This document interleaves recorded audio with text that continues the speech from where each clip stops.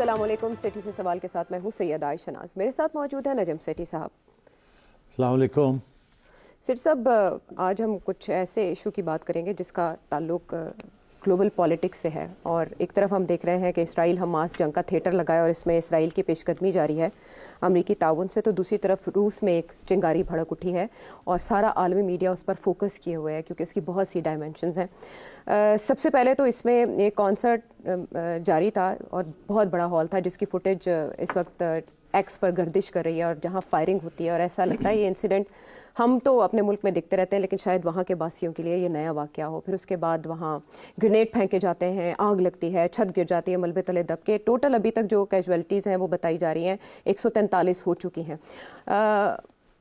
उसमें Russian president तो ये कह रहे हैं कि हमलावरों का ताल्लुक यूक्रेन से है। अच्छा, उसमें इस्लामिक स्टेट क्लेम करती है रिस्पॉन्सिबिलिटी, जिसके बारे में कुछ वेबसाइट्स से निगेट भी कर देती हैं कि ये क्रॉप्ड है, डॉक्टर्ड है वेबसाइट जो भी क्लेम कर रही है।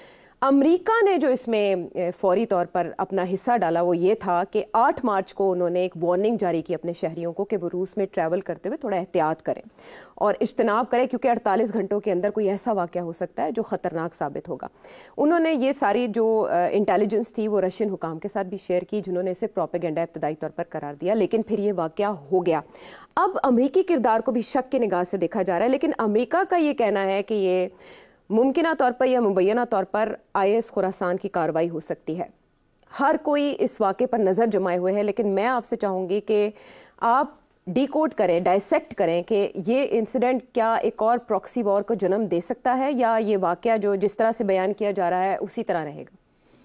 हाँ आयशा, काफ़ी इम्पॉर्टेंट डेवलपमेंट है ग्लोबल पॉलिटिक्स में। इसलिए भी इम्पॉर्टेंट है कि लोग इसको कंपेयर कर रहे हैं विद 9/11।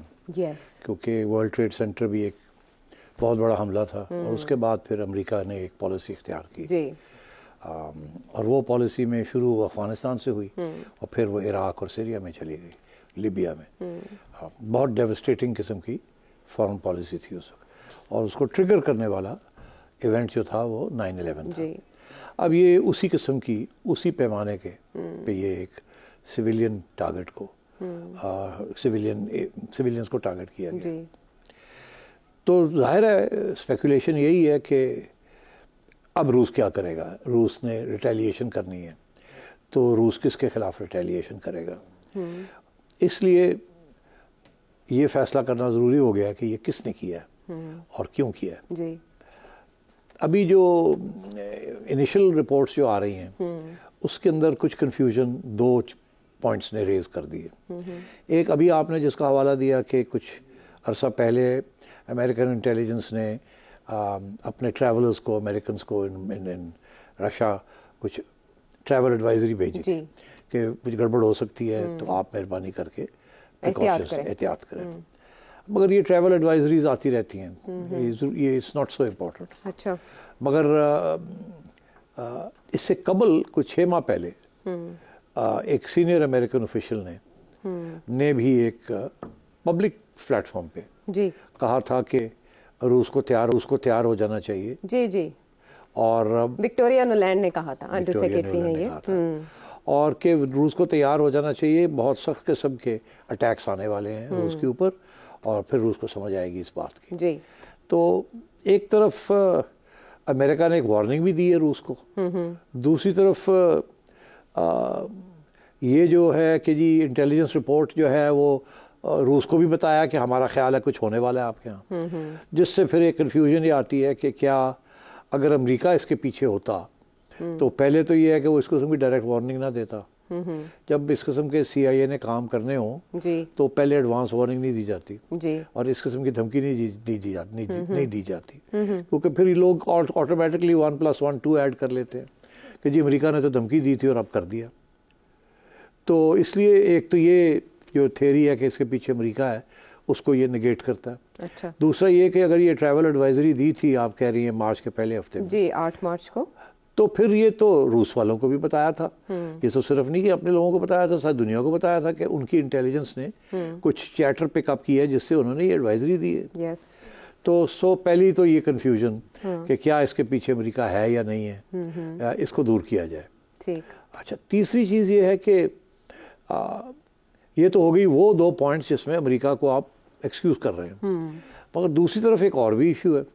वो इशू ये है कि अमेरिका और रूस के तल्लुकात दिन ब दिन ख़राब होते जा रहे हैं, और यहाँ तक कि प्रेसिडेंट पुतिन ने ये भी कहा है कि अगर अमेरिका ने और मदाखलत की और यहाँ हमें उकसाया इस एरिया में, तो हम ये न्यूक्लियर वॉर भी हो सकता है। जी देखिए, ये न्यूक्लियर वॉर की पहली दफ़ा ये बात तैयार है तीसरी आलमी जंग के लिए, और इसका मतलब है कि प्रेसिडेंट पुतिन जो है वो समझता है कि American involvement in this theatre ये और भी बढ़ सकती है, जिसकी वजह से वो वार्निंग दे रहा है। और ये इस किस्म की संजीदा वार्निंग जो है ना, सीरियस वार्निंग, अभी तक किसी ने न्यूक्लियर वेपन्स की बात नहीं की थी। तो ये इसका मतलब है रशिया डेफिनेटली थिंक्स कि America is capable of trouble, more trouble. अब कुछ ट्रबल तो ओवर द काउंटर है, सारे हेल्प कर रहे हैं यूक्रेन की, हथियार दे रहे हैं, पैसे दे रहे हैं, सब कुछ कर रहे हैं, और कुछ ये फिर बिहाइंड द सीन्स भी चीज़ें चलती हैं। सो मैं समझता हूँ दूसरी तरफ ये भी है कि अमेरिका का भी इंटरेस्ट है रूस को डिस्टेबलाइज करने का, यूक्रेन को जिताने का, और मेरा ख्याल है everybody is shocked in America establishment के, जो अमेरिकन एस्टैब्लिशमेंट है, कि प्रेसिडेंट पुतिन जो है वो फिर से प्रेसिडेंट इलेक्ट हो गए हैं, लैंडस्लाइड। हाँ, लैंडस्लाइड। उनका ये ख्याल था कि इस वॉर की वजह से president Putin might be unpopular because dead bodies आ रही हैं, तो उस अनपॉपुलैरिटी से they may have been waiting कि देखते हैं क्या होता है क्या नहीं होता, और फिर अगर ये कमज़ोर होता है तो और धक्का देंगे, मगर वो तो और ज़्यादा मजबूत हो गया। तो मैं ये समझता हूँ इस किस्म के एक तरफ ये इश्यूज हैं, दूसरी तरफ दूसरे इश्यूज हैं।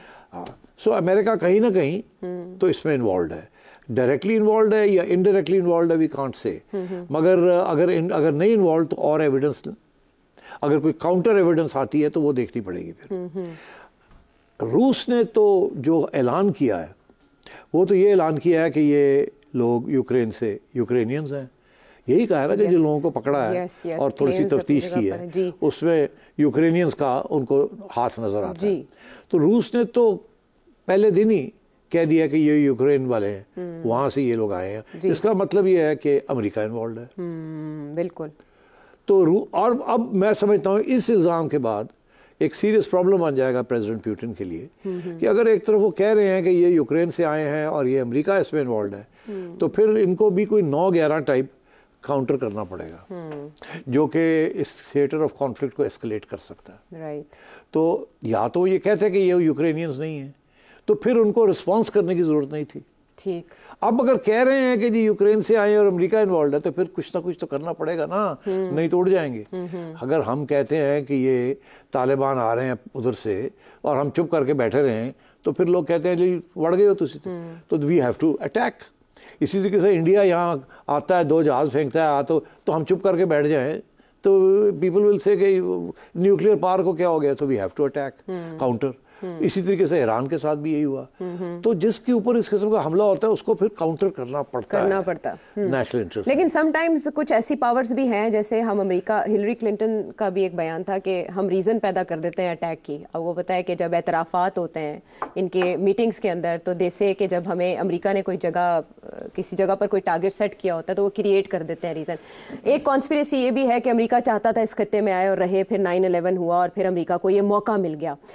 आपको लगता है कि ऐसे किसी फॉल्स फ्लैग ऑपरेशन की ज़रूरत रशिया को भी थी कि यूक्रेन पे वो अपना हाथ मजबूती से धर सके? क्योंकि इस तरह से पहले तो स्पेशल मिलिट्री ऑपरेशन वहाँ जारी है ना, अब यूक्रेन से अगर आए हैं तो बहाना मिल गया यूक्रेन को कि फुल फ्लेज, रशिया को कि फुल फ्लेज वॉर की तरफ जाए और यूक्रेन में अपने मकासद को मजीद वसी करे। आप नहीं समझते कि ऐसा कुछ हो सकता है? मेरा ख्याल है इतना बड़ा अटैक फॉल्स फ्लैग नहीं हो सकता। यही वही उसी किस्म की थ्योरी है जो थ्योरी है कि जी वर्ल्ड ट्रेड सेंटर को अमेरिका ने करवाया था, फॉल्स फ्लैग था वो भी, और ताकि इनको मौका मिल जाए टू एंटर अफगानिस्तान और इराक। इनफैक्ट वो इराक और में तो इंटरवेंशन करने वाले थे सद्दाम हुसैन के खिलाफ, जबकि ये वर्ल्ड ट्रेड सेंटर का हुआ। तो फिर उसको रोक के तो पहले ये अफगानिस्तान में गए और जल्दी से बॉम्बिंग करके फिर निकले वहाँ से।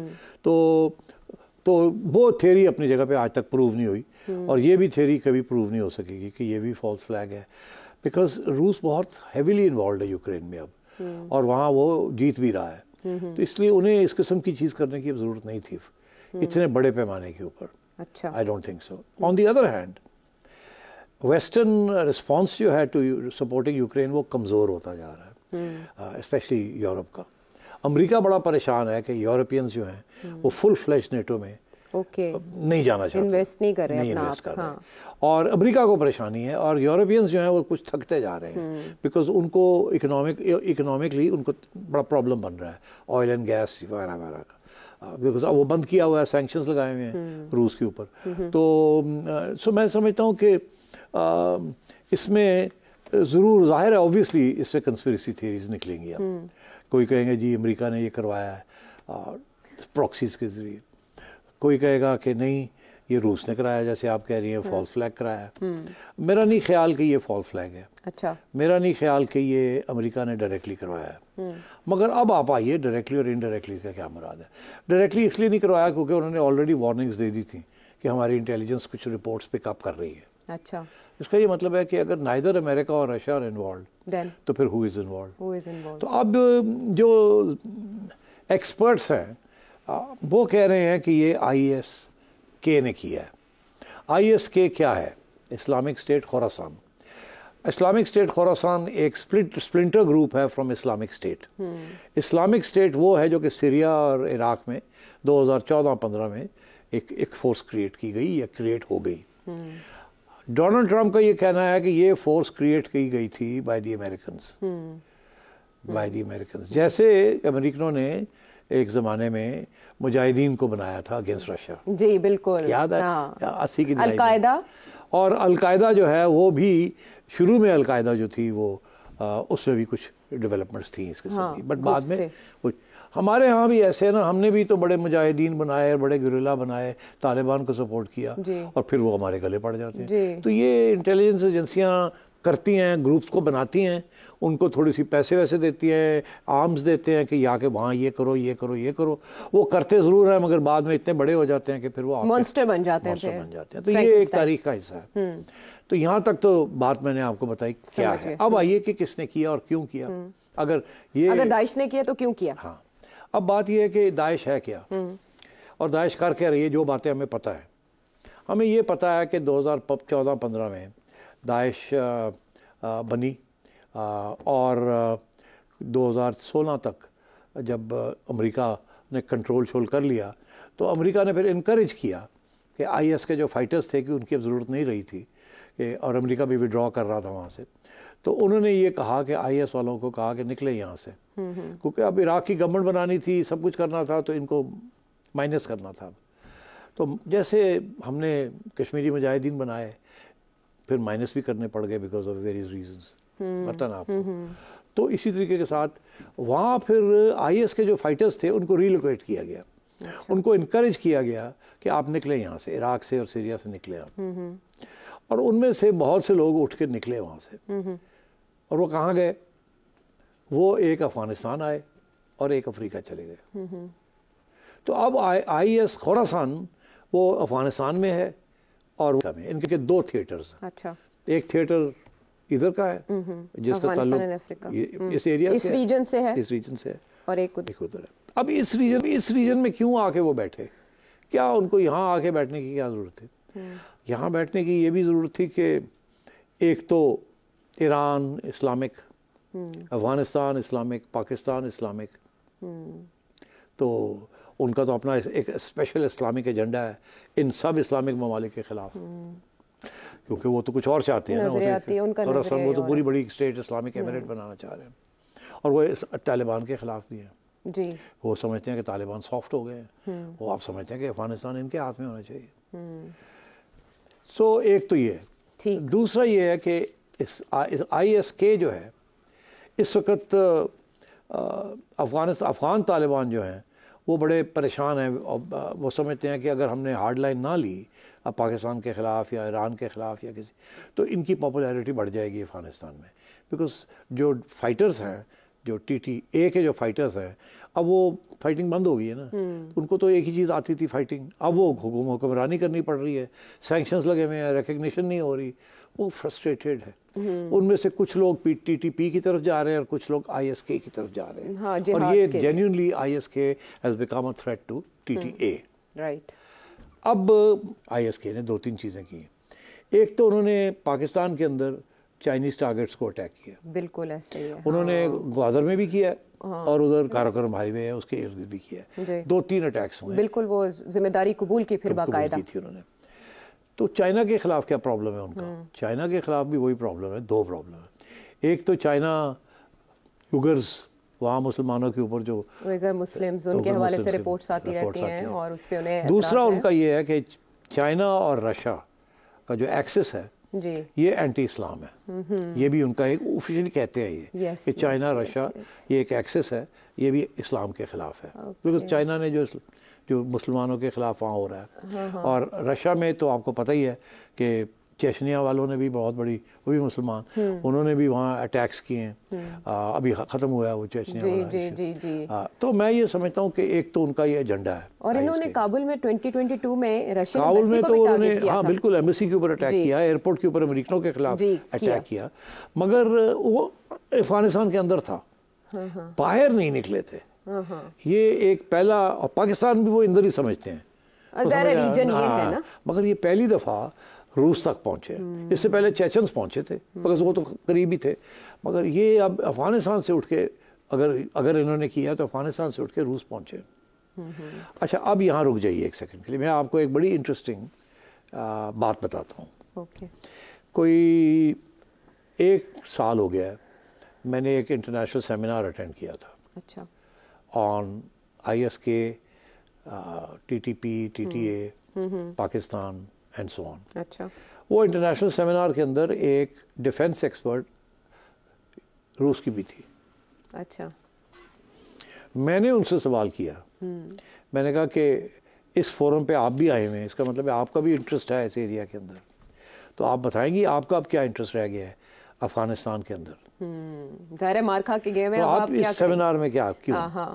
और तो चले गए आप तो यहाँ से। अब अगर कोई किसी का इंटरेस्ट है तो अमेरिकन है जो आए हुए हैं यहाँ, तो आप भी आए हुए हैं। तो उन्होंने एक बहुत दिलचस्प बयान किया जो मैं कभी नहीं भूला, और मैंने एक प्रोग्राम के अंदर नया दौर पे भी इसकी थोड़ा सा हवाला देकर डिस्कशन की थी। अच्छा। उस वक्त। अच्छा। वो कहती हैं कि देखें ये जो ISK इधर आ गया ना, हम समझते हैं कि हमें लॉन्ग टर्म थ्रेट है ISK से। अच्छा। मैंने कहा वो कैसे? कहने लगी मैं आपको ये ज़्यादा इस पर मैं बात नहीं करना चाहूँगी, मैं सिर्फ ये आपसे कहूँगी कि हम बड़ी कड़ी नज़र से देख रहे हैं ISK को, कि इसकी डेवलपमेंट यहाँ क्या हो रही है। और मैं आपको ये भी बता दूँ कि हम पूरी प्लानिंग के तहत अगर यहाँ कोई इस किस्म की चीज़ हमारे ख़िलाफ़ डेवलप जब देखी हुई तो हम इंटरवेंशन करेंगे। ओके। अब मैं नहीं बताना चाहती शी सेड कि इंटरवेंशन किस किस्म की होगी, मगर मेरा ऐसा आप समझ ही जाएँ, जाहिर है कि हमें अपने वहाँ फुटप्रिंट क्रिएट करना पड़ेगा। इशारा ऐसा कि हम इंटेलिजेंस हम भी इन्फिल्ट्रेट करेंगे वहाँ। तो 1 साल पहले वो ऑलरेडी प्लानिंग कर रहे थे कि यहाँ गड़बड़ हो सकती है रूस के खिलाफ। अच्छा। ISK। अच्छा। Afghanistan. Okay. And so I was, my alarm bells went up. मैंने कहा माय गॉड, ये, और ऊपर से ये खबर थी कि ये इन लोगों ने, अमेरिकनों ने भेजा है इनको फ्रॉम इराक एंड सीरिया कि आप जाएं और रीलोकेट करें अफगानिस्तान में। तो ये ना हो कि ये अमेरिकन फंडिंग भी इनको को मिल रही हो, जिसकी वजह से ये अब रूस जो है इधर भी देख रहा है ये गड़बड़ तो नहीं हो रही। अब उसके बाद मैंने 2016 में डोनाल्ड ट्रंप का एक बयान सुना। डोनाल्ड ट्रंप उस वक्त इलेक्शन की कैंपेन में थे, तो उन्होंने हिलरी क्लिंटन और प्रेसिडेंट ओबामा को उन पे इल्ज़ाम लगाया for the creation of ISK। IS उन्होंने कहा कि IS जो ओरिजिनल पेरेंट बॉडी है ना, जो वालिद साहब हैं या मदर फादर हैं जो ISK के, तो उन्होंने कहा जी ये हमने, अमेरिका ने अंडर द प्रीवियस एडमिनिस्ट्रेशन हमने ये ग्रुप इराक सीरिया में बनाया था कि हम उनकी जो गवर्नमेंट थी बशार अल असद की, उसके खिलाफ हमने ये, और ये बात IS भी नहीं भूली। तो उन्होंने डायरेक्टली इल्ज़ाम अपनी हुकूमत पे लगा दिया था जी। और हिलरी क्लिंटन को कहा था यू आर अ क्रिमिनल, और ओबामा को कहा था तुमने ये किया मैं तुम्हें छोड़ूंगा नहीं। तो एक तरफ से तो खुद अमेरिका के अंदर ये तस्लीम करते हैं लोग कि ये IS जो हमारा काम है, हमारा बच्चा। आज की जो खबरें हैं वो ये है कि IS और ISK आपस में टच में हैं। कुछ फंडिंग ISK को IS से मिलती है। IS ख़त्म नहीं हुआ, उसके ऑपरेशंस जो हैं वो थोड़े बहुत इधर उधर हो गए। अभी हाल ही में एक कॉन्सर्ट हॉल ब्रसल्स में, बेल्जियम का जो कैपिटल है ब्रसल्स, जो कि यूनियन का भी कैपिटल है लक्समबर्ग, ब्रसल्स, वहाँ एक कॉन्सर्ट हॉल पे इंटेलिजेंस रिपोर्ट थी कि यहाँ आईएस की अटैक होने वाली है। अच्छा।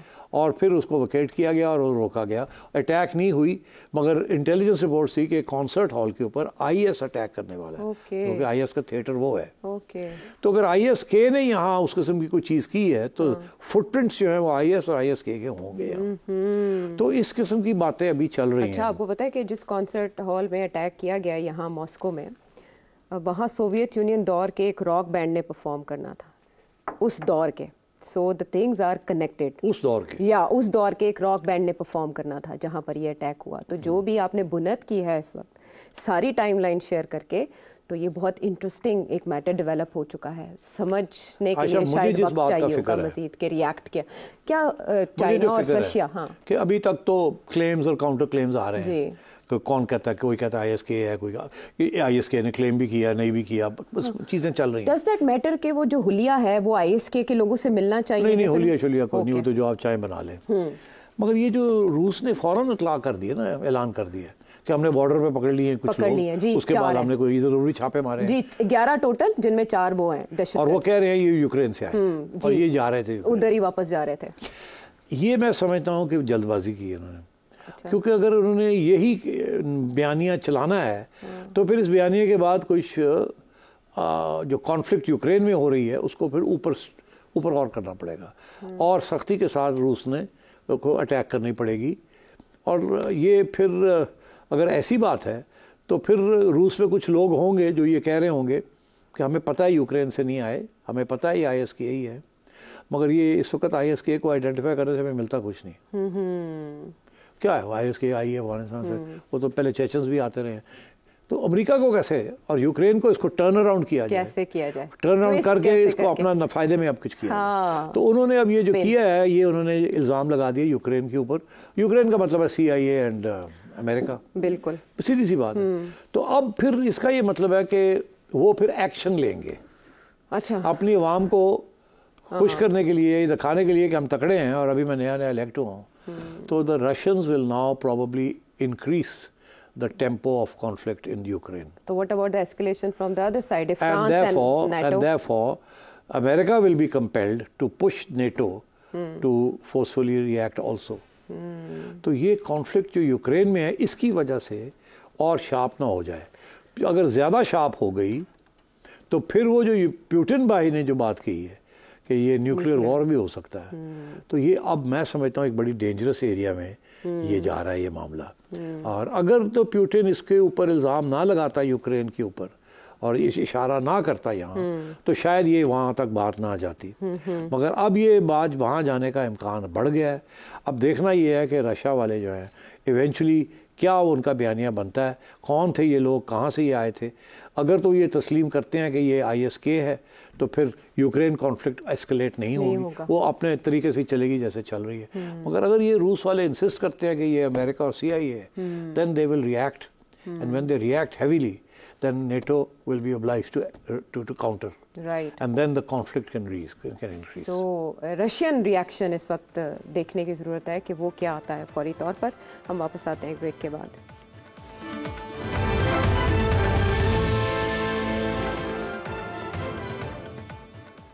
Welcome back. मकामी पॉलिटिक्स की भी कुछ बात कर लेते हैं जिसमें पॉलिटिकल इंस्टेबिलिटी, इसकी जिम्मेदारी किस पर आयद होती है, ये तो एक बहुत बड़ी बहस है। लेकिन इससे राना सनाउल्लाह साहब ने थोड़ा समेट दिया। उनकी स्टेटमेंट ये बता रही है कि एक ही वजूद है जो पाकिस्तान में सियासी अदम इस्तेहकाम के सबब है, और वो है इमरान खान साहब का वजूद। मीनवाइल उन्होंने ये भी कहा है कि इमरान खान साहब का वजूद, जी इमरान खान का वजूद सियासी अदम इस्तेहकाम की ज़मानत है, या वो निशानी कहना चाहते थे, बेसिकली ज़मानत का लफ्ज़ उन्होंने कह दिया कि ये अलामत है उसकी। इसके अलावा वो ये भी कह रहे हैं कि पीपल्स पार्टी हमसे पहले PTI से इत्तेहाद करना चाहती थी, लेकिन बानी तहरीक इंसाफ किसी का वजूद तस्लीम करने को तैयार नहीं है। यानी पहले उन्होंने खुद स्टेटमेंट दी कि उनका वजूद है, और फिर वो कह रहे हैं कि वो किसी का वजूद नहीं मान रहे। तो असल में किसका वजूद है प्रॉब्लम सारे पॉलिटिकल इंस्टेबिलिटी की? एक्चुअली वजूद तो मसला तो खान साहब का है ना, क्योंकि खान साहब ही हैं जो कि कहते हैं इन सबको वाइप आउट कर दो। ये लोग तो, इन्होंने किसी ने एक दूसरे के खिलाफ ये कभी नहीं कहा था, पीपल्स पार्टी ने या इनने, कि इसको ख़त्म ही कर दिया जाए। लड़ते झगड़ते थे, समंदर में फेंक देंगे, ये कर देंगे, वो कर देंगे, वो चलता है, या घसीटेंगे। हाँ घसीटेंगे। ये तो नहीं कहा कि जी इसको, इसका वजूद ही ख़त्म कर जी। तो खान साहब तो जो उनका जो इस्टेब्लिशमेंट के साथ झगड़ा था बाजवा साहब के साथ, तो यही था ना कि मैं इनको फारग करना चाहता हूँ, ख़त्म करना चाहता हूँ, और वो इनको बचाते रहते हैं। वो कह रहे थे आपके ख्याल में सबसे बड़ा मसला क्या है, तो वो मईशत समझ रहे थे बाजवा साहब, वो कह रहे थे ऑपोजिशन। वो एक्चुअली वन पार्टी स्टेट बनाना चाह रहे हैं। तो दो बातें हुई ना, एक तो वो कहते हैं जब तक ये हैं तो उस वक्त तक प्रॉब्लम है, दूसरा ये कहते हैं कि जब तक ये बैठेंगे नहीं हमारे साथ तो प्रॉब्लम रहेगी। तो वो खैर दूसरी वाली बात तो पुरानी बात है, कोई नई बात नहीं है, जिसके ऊपर तो खान साहब का मौक़िफ़ बड़ा क्लियर है कि मैंने नहीं बैठना इनके साथ, ठीक है ना। अब तो ये भी कहते हैं मैंने एस्टैब्लिशमेंट के साथ नहीं बैठना, फिर दूसरे दिन कहते हैं मैं तैयार हूँ, बात तो करें। तो खैर अब ये जो है ना, इसको मिसअंडरस्टैंडिंग इससे ज़रूर होगी कि राणा साहब बेसिकली क्या कह रहे हैं। और फिर इन्होंने ये भी इस किस्म की कोई बात की है कि जी 6 माह के अंदर अंदर कुछ पता चल जाएगा या इधर 6 माह साल तक इनके हवाले से फैसले हो जाएंगे। दूसरी तरफ इमरान खान साहब कह रहे हैं मैं 6 माह तक बाहर आ जाऊंगा जेल से। तो ये दोनों की टाइमलाइन में इतना बड़ा फर्क। हाँ जी, वो 6 माह तक कह रहे हैं, ये हुकूमत भी चली जाएगी 6 माह तक और मैं भी बाहर आ जाऊंगा, और राना सनाउल्लाह साहब कह रहे हैं 6 माह साल तक। तो फिर इसका मतलब है कि कोई ना कोई फैसले तो करने पड़ेंगे ना एस्टैब्लिशमेंट को। तो फैसले तो उनके हाथ में है, खान साहब के हाथ में तो नहीं है, वो तो बैठे हुए हैं, वो तो बैठे रहेंगे। तो असल में मसला यह है कि एस्टैब्लिशमेंट पहले बहुत आसानी से फैसले कर लिया करती थी माजी के सियासतदानों के हवाले से। अब सिचुएशन कुछ ऐसी हो चुकी है कि ना सियासतदानों को समझ आ रहा है ना एस्टैब्लिशमेंट को कि फैसला किसके हवाले से क्या करना चाहिए। तुमने बहुत इंपॉर्टेंट बात कही और बिल्कुल सही तुमने बड़ी तज्जिया किया है। बस अब मेरी छुट्टी होने वाली है। नहीं सही था, हम तुमसे तज्जिया लेना शुरू नहीं, ये शौक का असर है, मैं आपकी वजह से सीख गई हूँ। नहीं, by the way this is very true कि खुद नहीं पता इनको how to deal with this issue. इनको वही पता है कि पिटाई करो, वो कहते हैं हमने एहतजाज करना है, टंगा तोड़ दो, जेल में पा दो, यही है ना। अभी तक तो यही होता रहा, और मेरा ख्याल है यही वो अनाउंस कर रहे हैं कि आगे भी ऐसे ही होगा। इसीलिए इंटीरियर में ले गए ना मोहसिन नकवी साहब को। तो अब और उधर से पीटीआई वाले कह रहे हैं हमने सबसे पहला जलसा ही जो है वो हम एहतजाजी जलसा जो है वो हम इस्लामाबाद में करना चाह रहे हैं। इस्लामाबाद में ऐसे ही है 20 मार्च को। हाँ, तो एक नई मुहिम चलाना चाह रहे हैं। तो टेस्टिंग 1 2 3 तो होने जा रहा है ना अब। होने जा रहा है, और पंजाब के अंदर भी खबरें आ रही हैं कि यहाँ भी तैयारी की जा रही है कि अगर यहाँ भी फिर निकलते हैं ये तो वही किया जाए जो मोहसिन नकवी साहब के ज़माने में होता था। बिल्कुल ठीक। और इसीलिए डॉक्टर साहब को भी मेरा ख्याल है कोई जी आज वो अवार्ड भी मिल गया। बिल्कुल सदारती अवार्ड आज मिला है डॉक्टर उस्मान अनवर साहब को। हाँ, खिदमात के एतराज सर्विसेज रेंडर्ड। सो मतलब है कि मेरा ख्याल है कि इशारे तो क्लियर हैं कि एस्टैब्लिशमेंट क्या करेगी, और जो 2 गवर्नमेंट्स हैं पंजाब में और इस्लामाबाद में, इनका रवैया क्या होगा टुवर्ड्स पीटीआई। अभी तो यही है कि तोड़ी ऐसी तैसी, ठीक। और अभी तक ये तोड़ी ऐसी तैसी जो है ना, इट हैज़ नॉट फेल्ड। वो सिर्फ इलेक्शन में फेल होगी, मगर वो तो फिर लोगों ने निकलना ही था, चुप करके जाके वोट डालना था। मगर जहाँ जहाँ इन्होंने एहतजाज करने की कोशिश की है आउटसाइड केपी, तो वो इट हैज़न्ट बीन सक्सेसफुल, और यहाँ लोग डर गए हैं। और लेकिन केपी में इससे पहले, माजरत आपकी बात काटने के लिए, इससे पहले केपी में जब ये एहतजाज हुआ तो केयर टेकर सेटअप था। अब तो वहाँ पर गंडापुर साहब की हुकूमत है ना, और जब ये एहतजाज शुरू करेंगे, 3 बार एहतजाज की कॉल पहले दी तो कोई बड़ा इम्पैक्ट क्रिएट नहीं हुआ, लेकिन अब की बार कोर कमेटी के इजलास में बड़े एहतजाज की फैसला किया गया है। आपके ख्याल में ये अब की बार इम्पैक्ट क्रिएट कर पाएंगे केपी की हद तक? केपी में तो हमेशा इम्पैक्ट हुआ ना। अगर ये गवर्नमेंट की केयर टेकर्स की भी थी तो अब केपी के अंदर तो सारा वक्त मिलिटेंसी चल रही है, और वहाँ तो वो भी नहीं इनको कंट्रोल कर सकेंगे। तो अब तो खैर ये पूरा फुल फ्लैश शो करेंगे, एक प्रोविंशियल लेवल पे ये शो करेंगे, और इनको करनी भी चाहिए अगर ये इम्प्रेस करना चाहते हैं। कम से कम ये तो पता चले कि केपी इनके पास है, और अगर केपी में इनकी शो ठीक नहीं होती तो फिर आप समझिएगा ये फ्लॉप है। तो लोग तो उधर देख रहे होंगे कि वो कितना बड़ा प्रोटेस्ट करते हैं। मज़ा है ना कि वहाँ 5 लाख बंदा निकले, और ड्रोन्स चल रही हैं, और देखे सारा शहर बंद है, और हर गली कूचे में लोग बाहर निकले हुए हैं, और इतना बड़ी प्रोटेस्ट हो रही है। That would be impressive.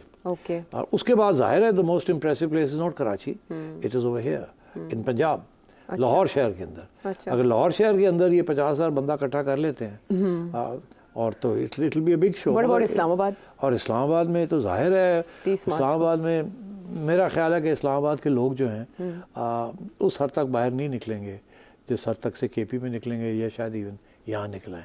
वहाँ बड़ी जेंट्री किस्म की जेंट्रीफाइड क्लास है और ब्यूरोक्रेट्स एंड जजेस और इस किस्म के लोग ज़्यादा हैं वहाँ, फैमिलीज़ हैं, फौजी फैमिलीज ऑल्सो। ठीक, मेरा ख्याल है कि वहाँ थोड़ा सा इतना आसान नहीं होगा, फिर इनको लाने पड़ेंगे लोग केपी से। और ये हमेशा इस्लामाबाद में जब ये कुछ करने जाते हैं तो वहाँ 8-10 हज़ार लोग से ज़्यादा नहीं लोकल मिलते इनको। ये फिर इस पेशावर से लोग लेके आते हैं और केपी से लोग लेके आते हैं, और जब ये ठीक ठाक लोग ले आते हैं तो मसला बन जाता है एडमिनिस्ट्रेशन के लिए, और जब ये ठीक ठाक लोग नहीं ला सकते, 1000-2000 ही लाते हैं, तो फिर मसला मतलब डील कर लेती है इस्लामाबाद एडमिनिस्ट्रेशन। तो कुछ लोग ये भी समझ रहे हैं कि केपी में ऐसी सिचुएशन डेवलप हो सकती है अंडर गंडापुर साहब कि इस्टेब्लिशमेंट थोड़ा लिवरेज देने पे मजबूर हो जाए इमरान खान साहब को और बातचीत के लिए दरवाजे मजीद खुले। मगर नहीं आशा, वो तो हम हर प्रोग्राम में ये बात होती है, मैं कहता हूँ दरवाजे खुले हैं, मगर बात आगे नहीं बढ़ रही। दरवाजे खुले हैं, बात आगे नहीं बढ़ रही, बिकॉज जाहिर है बड़े सीरियस किस्म के इश्यूज है ना। खान साहब तो कहते हैं मुझे अभी निकालो, केसेस ख़त्म करो और एक नई इलेक्शन कराओ, इसी किस्म की बात करते हैं ना, तो वो तो पॉसिबल नहीं है। तो वो मैक्सिमम एजेंडा से शुरू करते हैं और ज़्यादा कंसेशन देने के लिए तैयार नहीं है, और वजह उसकी यही है कि वो समझते हैं कि अवाम मेरे साथ है, जब तक मेरे साथ है आई कांट लूज़। तो ये 1 साल रह गया, 1 साल और के बाद जबकि नया इशू बनेगा एक्सटेंशंस का और ये, तो फिर देखा जाएगा क्या होता है और क्या नहीं होता। ठीक, तो वो तो इस किस्म की उम्मीद लगा के रखे हुए हैं। सो मैं ये समझता हूँ कि ये जो अब एहतजाज करने जा रहे हैं, इट विल डिपेंड कि ये कितना बड़ा एहतजाज कर सकते हैं कि नहीं। मेरा ख्याल है पंजाब के अंदर और इस्लामाबाद में इनको इजाज़त नहीं मिलेगी, और अगर ये वायलेट करने की कोशिश करेंगे तो फिर काम पे टांगेंगी।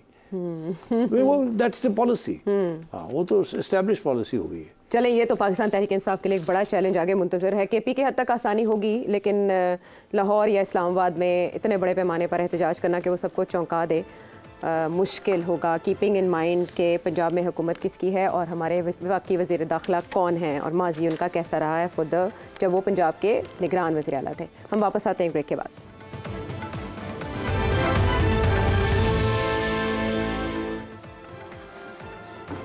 Welcome back to the show.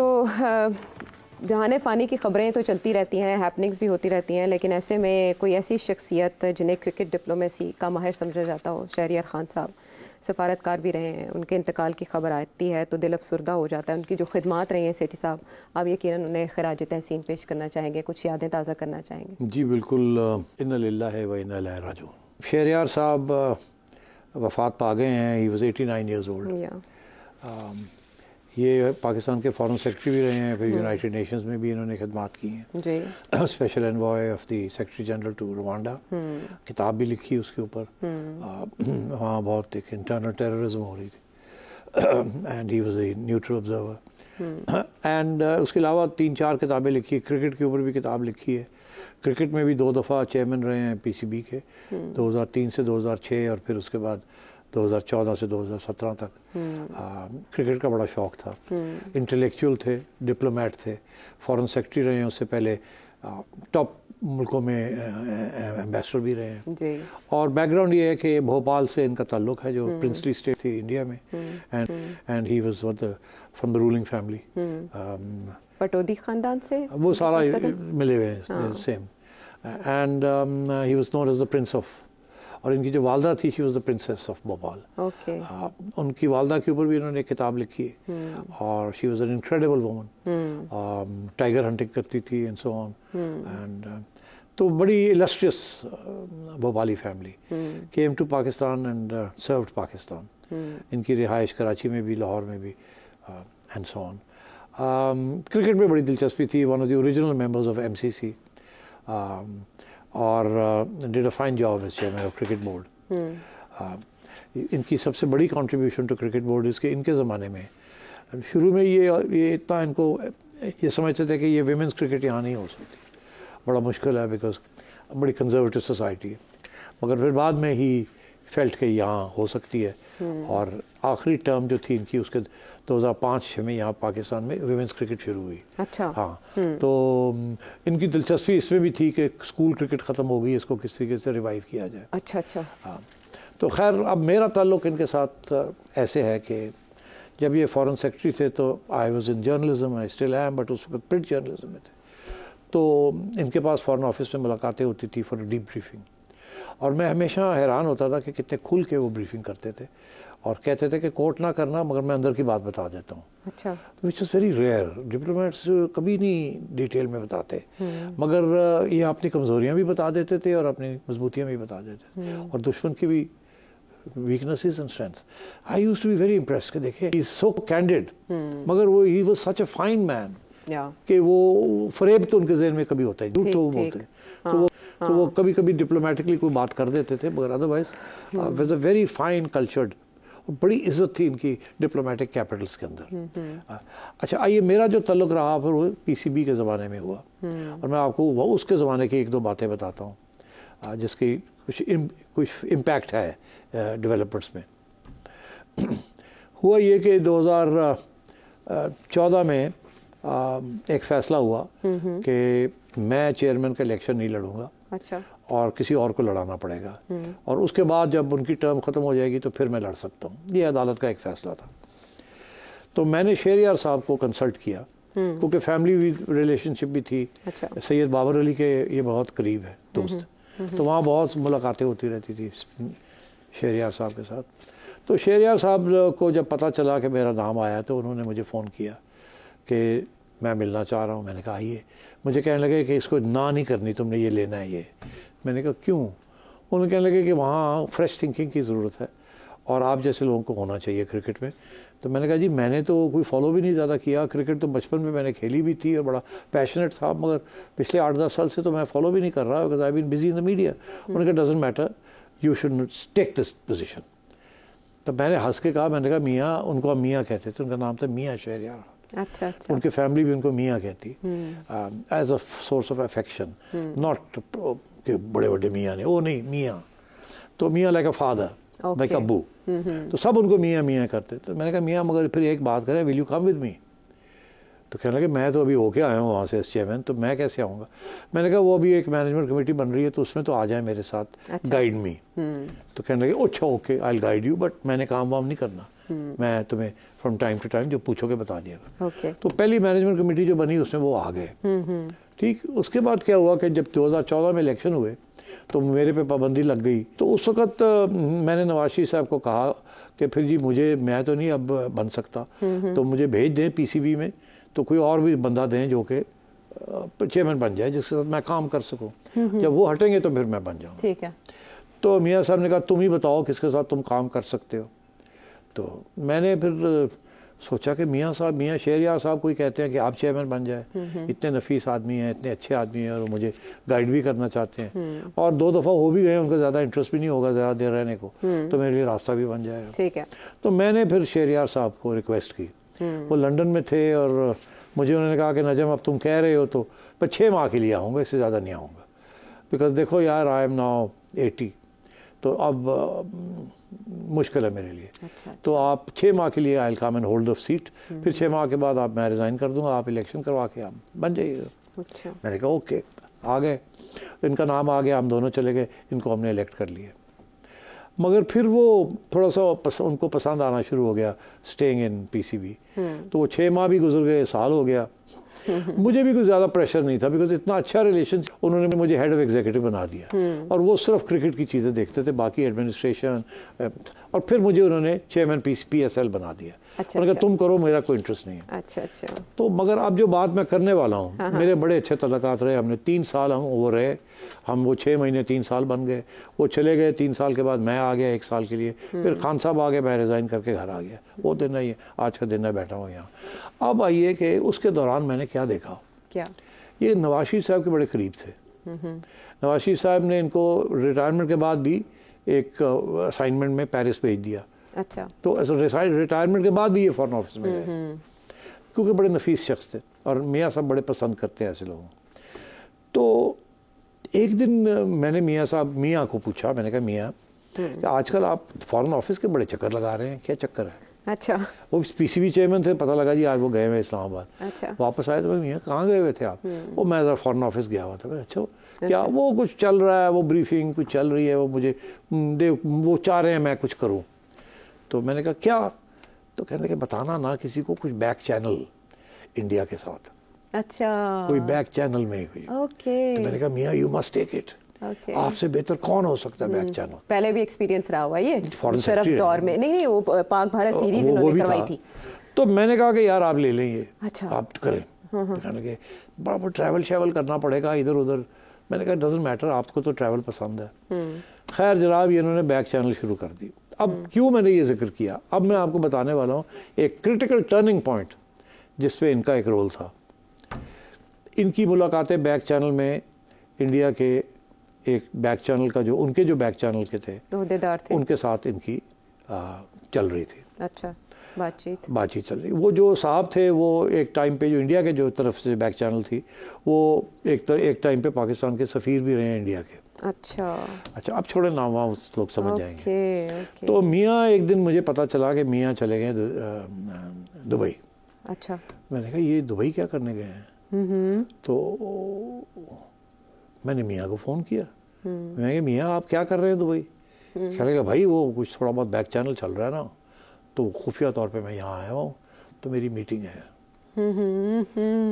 मैंने कहा अच्छा, तो ठीक है। मैंने कहा मैं नहीं पूछता क्या, बिकॉज दैट्स। उसके बाद क्या हुआ कि मुझे फ़ोन आ गया फॉरेन ऑफिस से कि हम मियाँ शेरियार को ढूंढ रहे हैं, वो मिल नहीं रहे हैं, कहाँ है वो? अच्छा, गायब हो गए। मैंने कहा भाई वो आपको नहीं पता, वो तो आप ही के किसी काम पे निकले हुए। मैंने कहा जी वो हमें पता है मगर वो फ़ोन नहीं उठा रहे। अच्छा, तो वो क्या था? वो क्या था? ट्रेड नेगोशिएशंस हो रही थी। मियाँ नवाज शरीफ साहब ट्रेड कंसेशन इंडिया के साथ बहुत बड़ा एक तजारत का करने जा रहे थे। अच्छा।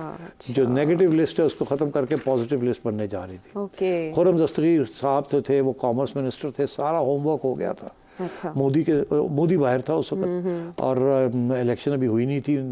और शेरिया साहब 2014 की बात है ये। जी। तो उस वक्त क्या हुआ कि आखिरी वक्त पे नवाज शरीफ साहब ने फैसला किया कि हम ये जो अग्रीमेंट है ये कांग्रेस के साथ नहीं करेंगे। हमारा ख्याल है नरेंद्र मोदी जीतेगा बीजेपी के साथ और उसके पास साथ ठीक है। और बीजेपी की तरफ से एक पैगाम आया था एक बिजनेसमैन के जरिए मियाँ नवाज शरीफ साहब को कि अभी तजारत की एग्रीमेंट इस गवर्नमेंट के साथ ना करें, ठीक है, मनमोहन सिंह के साथ मत करें, हम आ रहे हैं 3 महीने में, हमारे साथ करें। ठीक है। और शेरियार साहब दुबई गए हुए थे बात करने के लिए कि तैयार हैं, उठा दोनों मार देते हैं। उनको आखिरी वक्त पे फिर मुझे कहा गया कि आप उनको कहें, रोकें उनको, क्योंकि हम रीच आउट नहीं कर सकते। राइट। तो फिर मैंने फ़ोन करके मियाँ को कहा कि फॉरेन ऑफिस से ये आया है कि आप ये मीटिंग कैंसिल कर दें, कुछ नहीं करना, वापस आ जाए। तो जब मैंने मियाँ को ये बात बताई तो बड़े परेशान हुए। उन्होंने कहा भाई वो तो सारा हो गया है, अब आखिरी थी हमारी मीटिंग। मैंने कहा मियाँ भाग जाए वहाँ से, सीधे वापस आ जाए। वो ऊपर से इंस्ट्रक्शंस आ गए कि आपने ये नहीं करना। तो ये सर्विसेज तो वो उस वक्त मियाँ वो छोड़ के वापस आ गए और फिर वो तजारत की जो थी वो नहीं हुई और शर्मिंदगी भी नहीं हुई। अगर वहाँ ओके हो जाता तो फिर प्रॉब्लम बन जाता। तो ये he was a diplomat right till the end. कई महाजों पे थे वो for Pakistan, working for Pakistan. हक मगफिरत करें। आज के शो से हमें इजाज़त दें।